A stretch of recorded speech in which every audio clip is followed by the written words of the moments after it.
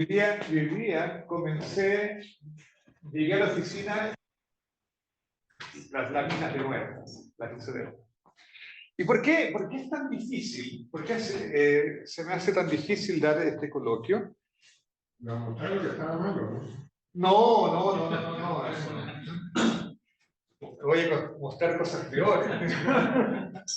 Una de las razones por las que considero que estaba todo malo y por la que es difícil para mí esta charla es porque esto es un coloquio.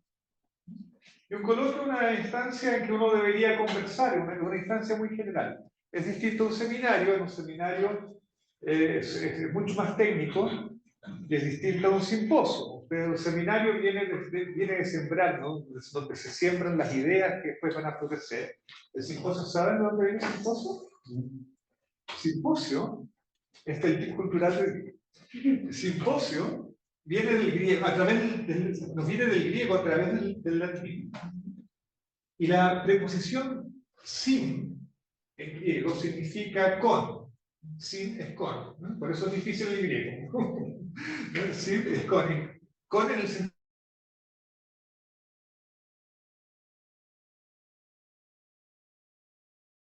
Un pósimo suena viene de la misma raíz de potable, es lo que se bebe. Entonces, simposio es una tomatera.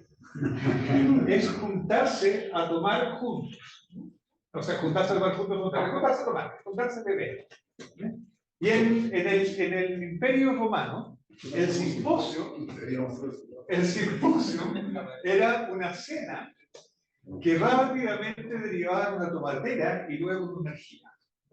Ahora, esa es la razón fundamental de por qué nosotros nos volvemos muy contentos, nos ponemos muy contentos cuando la Sociedad Chilena de Física organiza su simposio cada 2 años.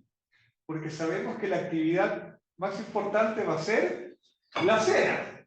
La cena, por supuesto. ¿Ok? Ok, entonces esto no es un simposio, no es un seminario, es un coloquio y tiene que ser lo más general posible. Y por lo tanto, como aquí hay representadas varias áreas de la física, y como aquí también hay representados varios niveles de crecimiento en la carrera científica, tengo que ser lo menos técnico posible. Cuando uno hace un seminario, es fácil, uno agarra su último paper, lo transforma en transparencias y habla de lo que uno es. Cuando uno un coloquio, uno tiene que pensar, masticar el tema para transformarlo en algo no técnico. Entonces, por eso es muy difícil. La segunda razón por la que se me hizo muy difícil preparar esta charla es porque a mí, o sea, por la fecha que escogí, yo escogí esta fecha, 5 de octubre, y en esta fecha yo hubiese querido dar otro seminario, hubiese querido hablar de otro tema. El tema del que yo hubiese querido de hablar es este. ¿Por qué me gané el Nobel? Pero dramáticamente no me gané el Nobel. Así es que vamos a tener que aguantar la charla de si acaso la fuerza puede materializarse. ¿Ok? A los que no han pasado por ningún curso conmigo, les recuerdo que todas las clases y seminarios que doy y todo lo demás, hay una regla fundamental que no puede ser violada, es que no dejamos a nadie atrás, el que se pierde grita. ¿Ok? Ya. Entonces pueden preguntar en cualquier momento. Ya. Entonces voy a preguntar, ya que esto es difícil, voy a comenzar con una pregunta. Y la pregunta es, ¿por qué hacemos investigación? Ya está. Bueno, en realidad, las respuestas que voy a dar son mis respuestas. Yo creo que la razón fundamental por la que hacemos investigación es porque queremos aprender. Eso es lo que queremos hacer, queremos aprender. Y aprender siempre significa contestar preguntas a los estudiantes. No es posible aprender sin hacer preguntas. Hay que hacerse las preguntas y hay que hacer las preguntas a los profesores también. Hagan preguntas. ¿Okay? Ya. Ahora, nosotros queremos responder ¿qué preguntas? Bueno, muchas veces queremos, o sea, principalmente queremos responder preguntas que se hace la comunidad científica, que son las preguntas reputadas como importantes. Por ejemplo, no sé, qué sé yo, qué es la materia oscura, cuál es el origen de la energía oscura, cuál es la naturaleza del bosón de Higgs. Son esas grandes preguntas que están abiertas en la comunidad científica. Pero hay otras preguntas que son más personales, que muchas veces son menos confesables, ¿no? Porque puede que no sean preguntas del interés general de la comunidad científica, pero son preguntas que son como espinas en nuestros corazoncitos. Bueno, hoy día yo quiero hablarles de una de esas preguntas poco confesables, la que me motivó a mí y ha motivado gran parte de mi trabajo en física de partículas. ¿Les parece? ¿Está bien? ¿Están conmigo? Sí. Estupendo.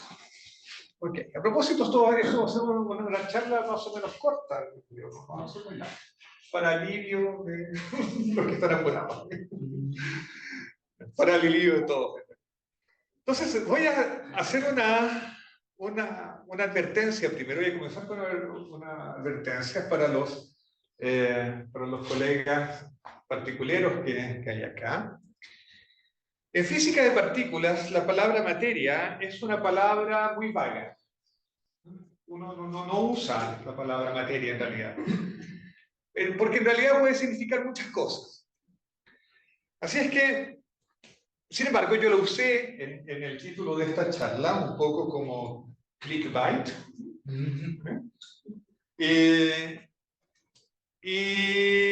Entonces, pero tengo que darle un sentido. ¿Cuál es el sentido que hoy es?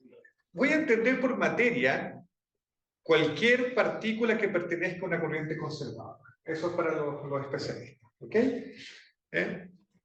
En oposición a mediadores de interacción. Entonces, por ejemplo, en este diagrama tengo, estoy representando una interacción. Por ejemplo, esto podría ser un electrón y un positrón, un antielectrón, ¿no es cierto?, que se aniquilan. Aquí hay un fotón y forman otras dos partículas que podría ser, qué sé yo, un pión positivo y un pión negativo, qué sé yo. ¿Ya? Entonces, estas aquí forman una corriente, estas también forman una corriente, y aquí hay una partícula intermediaria. Para mí, estas partículas que solamente aparecen en corrientes, para mí yo las voy a definir como materia. Las partículas que aparecen intermediando interacciones, esas para mí no van a ser materia. ¿Ok? Yo sé, es vago, es inexacto. Iván, no sé si está satisfecho con eso, yo creo que no. Yo esperaba que estuviera satisfecho. Pero es la noción más... es la mejor noción que puedo dar de materia aquí en la charla. Entonces, voy a comenzar con un repaso de moléculas. Esta es nuestra tabla periódica de las partículas fundamentales. Tenemos quarks y leptones. Los quarks son las partículas de espín medio, vamos a decir, y de hecho son todas cargadas, así que participan de corriente. Son todo, esto lo voy a considerar materia. Son todas las partículas de materia, los quarks, que sienten la interacción fuerte, la interacción cuya carga se llama color. Entonces estos tienen color. Los leptones son las partículas de espín medio que no tienen color y por lo tanto no sienten la interacción fuerte. Aquí tenemos a los bosones del modelo estándar, y hay dos categorías. Una son los bosones de Gauge, que son los que transmiten las interacciones fundamentales. El gluón, que transmite la interacción de color, la interacción fuerte. El fotón, que transmite el electromagnetismo. Y el W+, el W- y el Z, que es neutro, que transmiten la interacción de él. Y aquí está el bosón de Higgs, que cumple un papel muy especial. Para explicarlo de manera simple, las partículas de spin 1 que tienen masa siempre traen problemas en las teorías. Cuando uno trata de formular una teoría con partículas de spin 1 que tienen masa, siempre provocan problemas. ¿Cuál es el problema? Es que la mecánica cuántica de esa teoría queda mal definida. En algún momento, la suma de todas las probabilidades deja de sumar 1. Porque es malo. Es muy malo. Entonces, la gente evita usar en las teorías partículas masivas de spin 1. Hay una forma de arreglarlo, eso sí. La forma de arreglar eso es que las partículas masivas de spin 1 sean realmente partículas de gauge, bosones de gauge, a los que se les ha dado masa por un mecanismo especial que se llama el mecanismo de Higgs. Y el residuo, las cenizas que quedan de ese mecanismo, es el bosón de Higgs.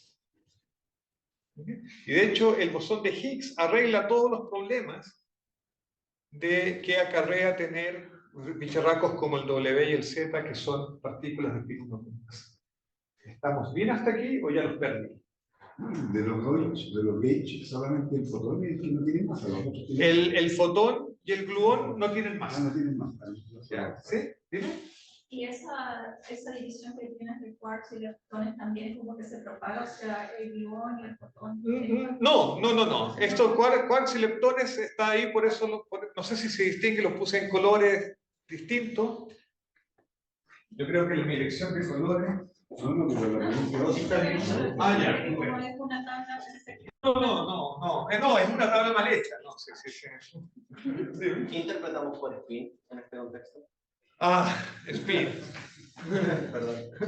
Ya. La respuesta pedante es que el spin es la propiedad que indica cómo la partícula transforma en el grupo de el grupo de los. Pero el spin es lo que uno usa mecánica cuántica, uno puede pensarlo como que la partícula está girando, que no es cierto, pero uno puede pensar así. la interacción con un campo magnético. La interacción con magnético también puede ser, lo puedes ver así. A lo mejor así clásicamente ya se entiende. Sí.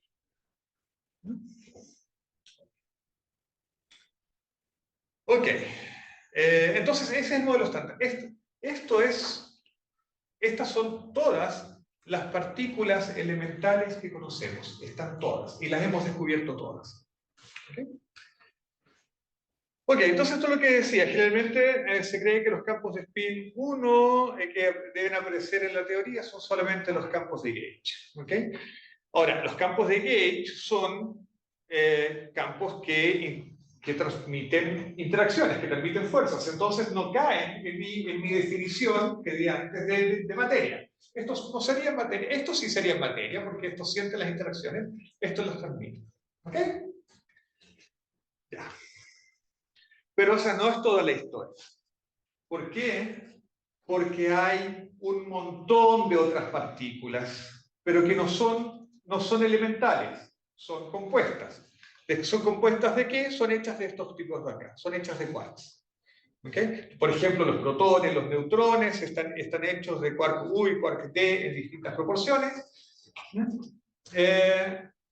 Y así también existen los piones, los kaones, los mesones Rho, los B, los eta. Hay una infinidad de otras partículas, digamos, hechas de quarks. ¿Por qué les muestro esto? Porque en lo que sigue la charla a mí me va a interesar este Rho de aquí. Este Rho en realidad tiene hermanitos. Aquí coloqué el Rho más, o sea, no coloqué en la tabla que robé de algún sitio de internet,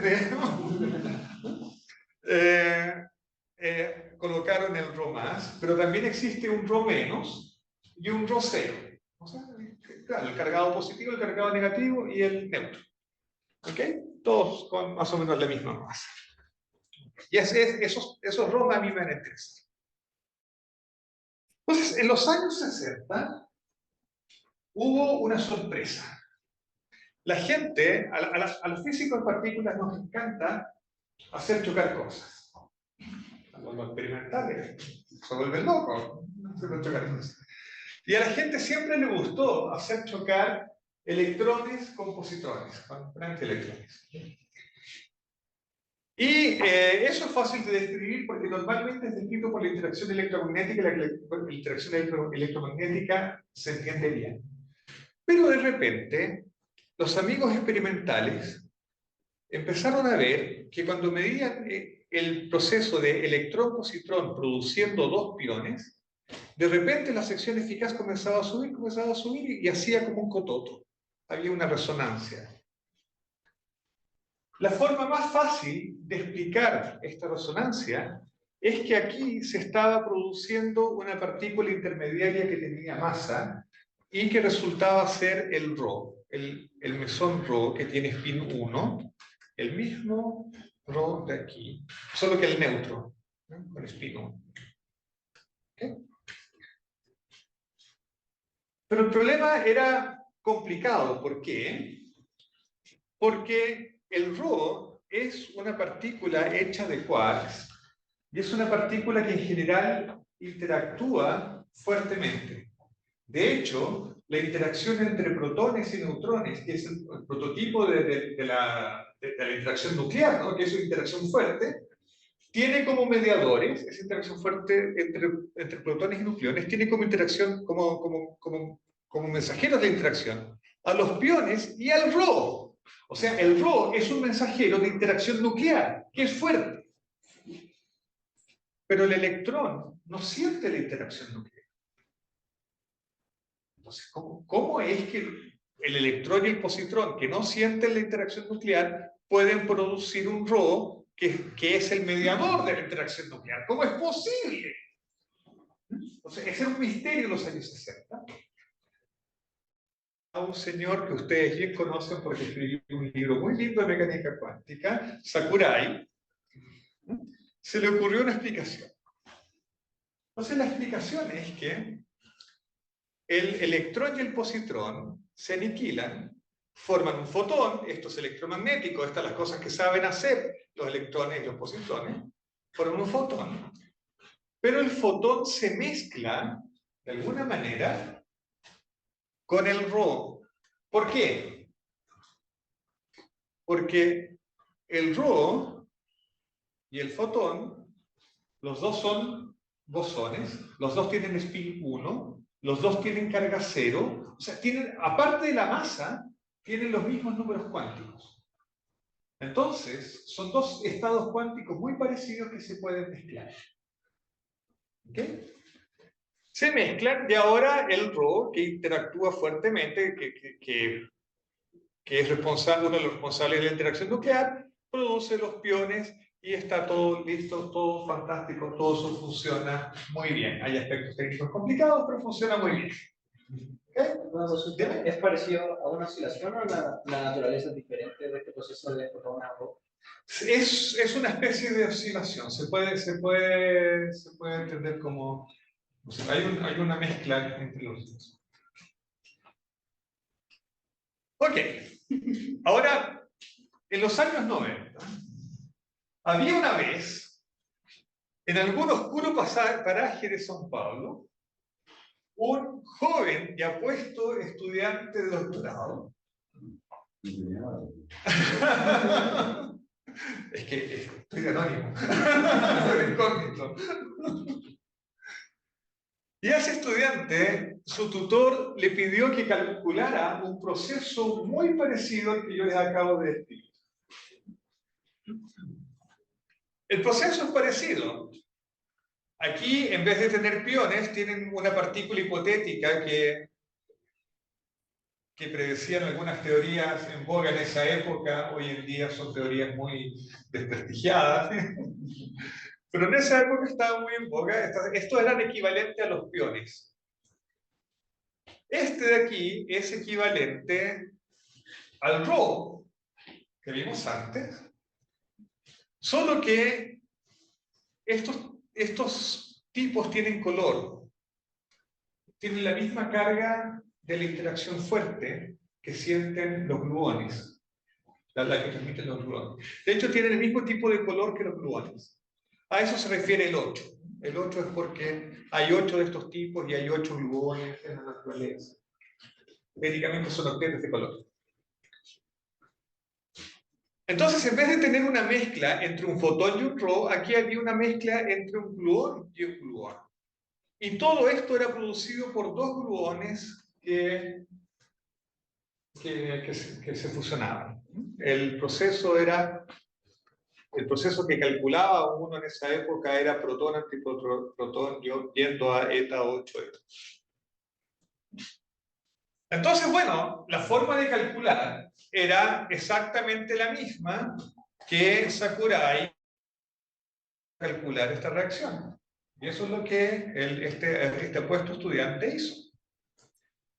Pero hizo los cálculos solo para descubrir que obtenía secciones eficaces negativas. Secciones eficaces negativas es equivalente a tener probabilidades negativas. Probabilidades negativas es algo muy malo. En las buenas familias eso se esconde. Esos son los secretos ocultos. O sea, retaron a este estudiante de una forma. Y en medio de la depresión, a este estudiante se le ocurrió empezar a hacer las cosas bien. Y cuando empezó a hacer las cosas bien, con todo detalle, ¿no? Vos puedes haber tenido probabilidades negativas si el elemento matricial cuadrado. ¿De dónde lo decís? No me... Sí, sale de un problema que está relacionado con que ese diagrama que yo te mostré ahí, en realidad no satisface la simetría de Gauge.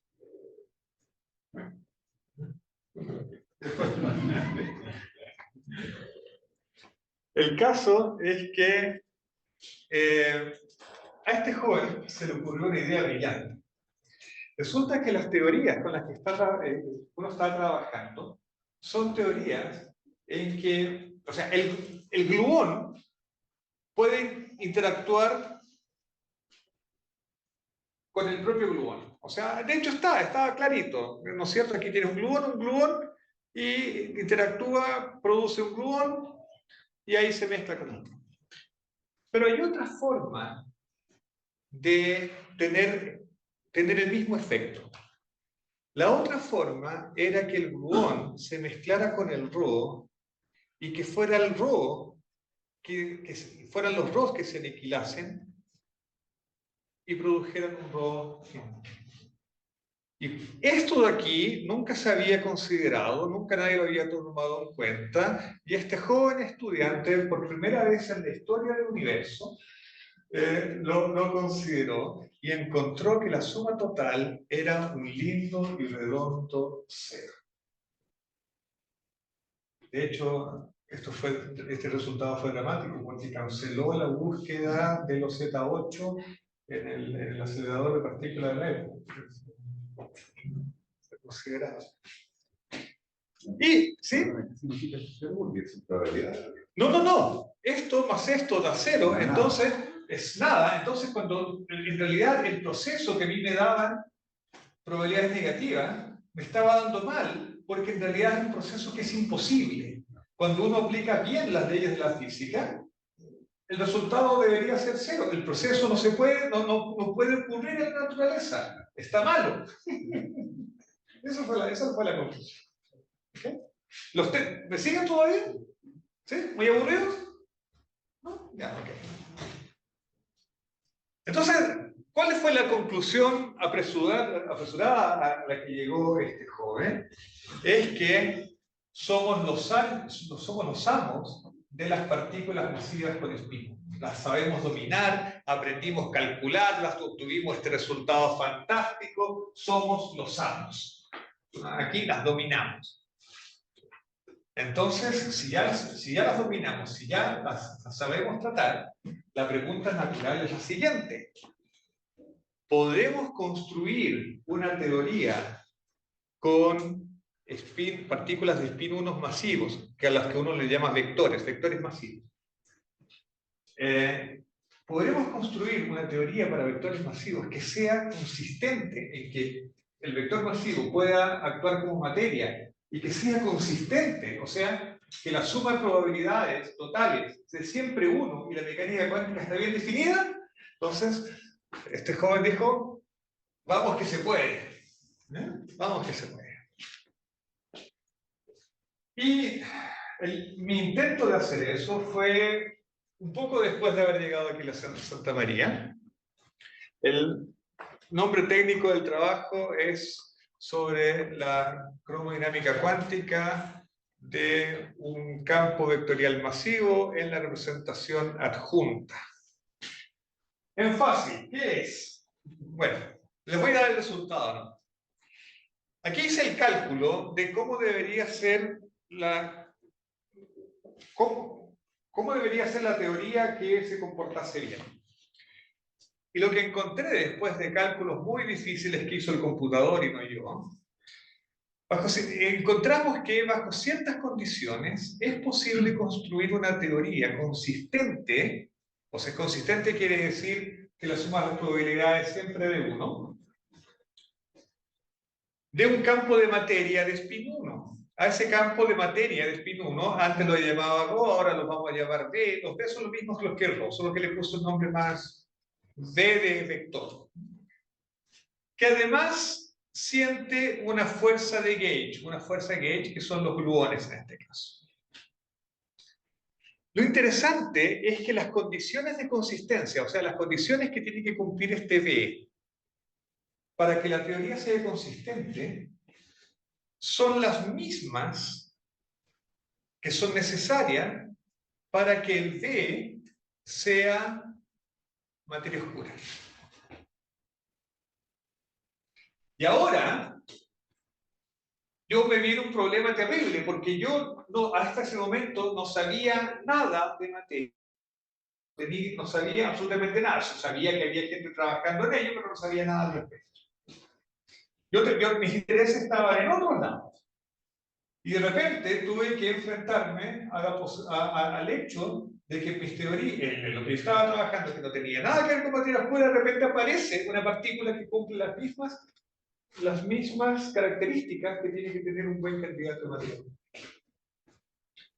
Así fue como me introduje en ese mundo desconocido, oscuro, en el que he involucrado estudiantes para que traten de enseñarme de qué se trata. ¿Preguntas, comentarios? Yo tengo varias preguntas. Ya, ok. Ok, entonces estos son los detalles técnicos. ¿Sí? Esos son los detalles técnicos. Esta es la única slide con ecuaciones. La gracia es que la teoría... ¿Ah? Un comentario final, tengo otro, pero Ya. la que sea materia oscura que sea estable, o sea, no hay una condición tan terrible, o sea, Sí. ya, con eso nomás, con eso que sea estable, es muy candidato a materia oscura, o sea, punto. Pero la pregunta es, ¿qué estabiliza? Claro, bueno, porque sea estable. Sí, pero ahí... Ya, ok. Entonces déjame responderte esto. Los detalles técnicos son para ti. Por eso estaba diciendo. Claro, ya. ¿Cuál es el asunto? El asunto es que la teoría que surgió de todo esto se puede ver desde dos puntos de vista. ¿Viste? Y los dos puntos de vista son completamente equivalentes. Completamente equivalentes. Pero la apariencia de los dos puntos de vista es muy distinta. Entonces, el lagrangiano del modelo se puede escribir de esta forma o de esta forma, que de hecho son evidentemente muy distintas. Para los que han pasado por el curso de Campos 2 y siguiente, reconocen aquí que esto es el F1U, el F1U de electrodinámica, vamos a decir, y esto se parece a la electrodinámica. Entonces, el modelo se puede escribir como dos campos de gauge, o sea, dos campos que transmiten fuerza, mezclados, acoplados de alguna manera, por este término de masa. Entonces aquí eso es, son dos campos de gauge que se mezclan. Pero los campos de gauge transmiten fuerzas. O sea, aquí tenemos dos transmisores de fuerza. Sin embargo, esto de aquí se puede reescribir y obtener esto. Y aquí obtenemos un campo de gauge, los G son campos de gauge, y los B's aquí aparecen no como campos de gauge, sino que en el rol de campo de materia. Y la cosa interesante es que el B siempre aparece un número par de veces en todos los términos. Siempre es un número par de veces. A diferencia del G. El G aparece aquí una sola vez, por ejemplo. Entonces, este B no puede ser un transmisor de fuerza. ¿Por qué? Porque los transmisores de fuerza, bueno, lo vamos a ver aquí, por ejemplo. Los transmisores de fuerza, como el fotón, aparecen, por ejemplo, en este diagrama, aparece una sola vez. ¿Okay? Son las partículas de materia las que aparecen dos veces. El transmisor de fuerza aparece una sola vez. Entonces, esto es súper cachilupi. La misma teoría se puede ver como dos partículas mediadoras de fuerzas que están mezcladas, o se puede ver como una partícula mediadora de fuerza más otra partícula que es realmente materia. Y las dos formas de describirlo están relacionadas por esta transformación súper simple. El G es A1 más A2, el B es A1 menos A2. Y ahora aquí hay una cuestión interesantísima, súper cachilupi, que es la razón por la que este B puede ser estable.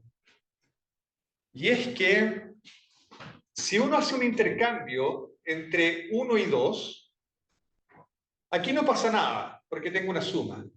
Pero aquí el B cambia de signo. Entonces hay una transformación que hace que este permanezca igual y que este cambie de signo. Pero como B siempre aparece en pares, el lagrangiano, la teoría, es invariante bajo esa transformación entre 1 y 2. O sea, tenemos una simetría. Hice un cambio que afecta a los campos, pero que no afecta al lagrangiano, tenemos una simetría. Y esa es la simetría que estabiliza al B. Y lo que es súper cachilupi es que esa simetría no tuve que ponerla a mano, no tuve que exigírsela a la teoría, surgió de la misma teoría. Y lo maravilloso es esto, que tengo una dualidad, lo puedo ver como dos campos de fuerza, o lo puedo ver como un campo de fuerza y materia. Entonces se nos ocurrió, esto fue un modelo de juguete, se nos ocurrió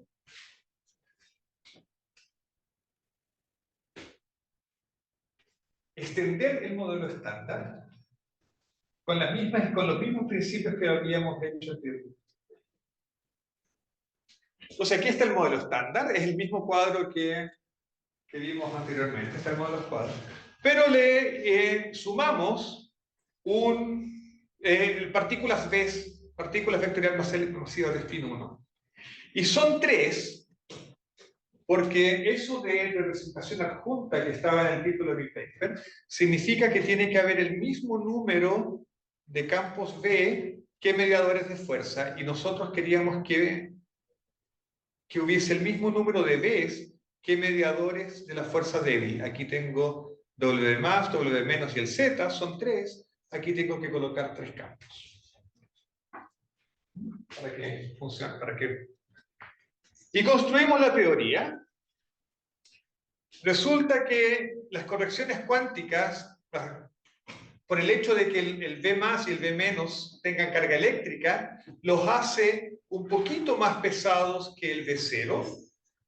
Entonces, el V0 es la partícula más liviana que respeta la simetría que mostré anteriormente, sería estable y por lo tanto es candidato a materia oscura. Y el modelo funciona. Funciona. Somos capaces de reproducir la cantidad de materia oscura que hay en el universo. Los experimentos de búsqueda directa e indirecta restringen un poco el espacio de parámetros, pero sobrevive espacio de parámetros, estamos dentro del juego, verificamos que este modelo es invisible en el LHC, no se puede descubrir en el LHC, estamos salvados por unos 20 o 30 años. Entonces, es un súper buen modelo, excepto por un detalle. De hecho, el modelo predice que el V0 tiene que tener una masa de entre 3 y 4 teraelectronvolts, o sea, la masa de unos 3.000 o 4.000 protones, pero el modelo tiene una falla.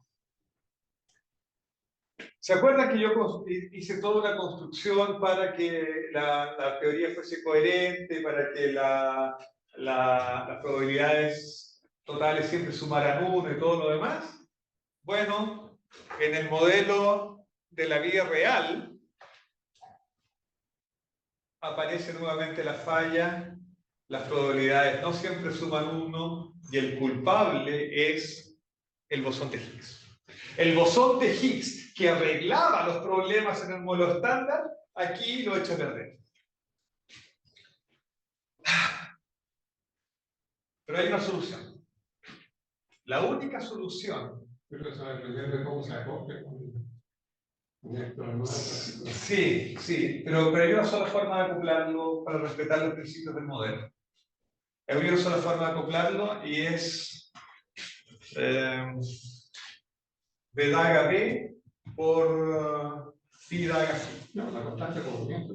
Sí. Tú puedes cambiar la constante. La constante. Lo que hace el modelo estándar. O sea, Sí. tiene que haber Sí, pero cambiar la constante de acoplamiento solamente te cambia la escala de energía a la que hay violación de unitariedad, pero no te resuelve el problema unitario. Tendrías que tener acoplamiento cero para... el modelo estándar tú relacionas la constante Sí. de acoplamiento para Tratamos de hacer eso, pero no se puede. Entonces, la única solución, después de haberlo estudiado mucho tiempo, haberlo pensado, de haber discutido con mis colegas mucho tiempo, la única solución es que el V0, que es una partícula de materia de spin 1, realmente tenga en su origen, en su naturaleza más profunda, sea una partícula mediadora de fuerza. Y tratamos de hacerlo, tratamos de buscar una extensión de la teoría para... Yo estaba construyendo una cuando de repente apareció este artículo, ¿no?, de un grupo japonés en que hacen exactamente lo que yo quería hacer. A ver, ¿ah? No, yo tuve que rogarles que me citaran, no conocían mi trabajo, lo hicieron completamente independiente. Yo les escribí y les dije, mira, hay un trabajo muy interesante que a lo mejor ustedes podrían considerar, ¿no? Y finalmente me citaron. Pero a veces pasa, a veces uno tiene tan buenas ideas que las ideas son tan buenas que otro más las tiene. Por eso hay que escribir rápido. Okay. Entonces, en este artículo de este grupo japonés, construyeron modelos con fuerzas adicionales al modelo estándar. Las fuerzas adicionales se rompen de alguna manera, las simetrías que generan las interacciones adicionales se rompen, y cuando se rompen, las partículas a bajas energías se comportan como materia.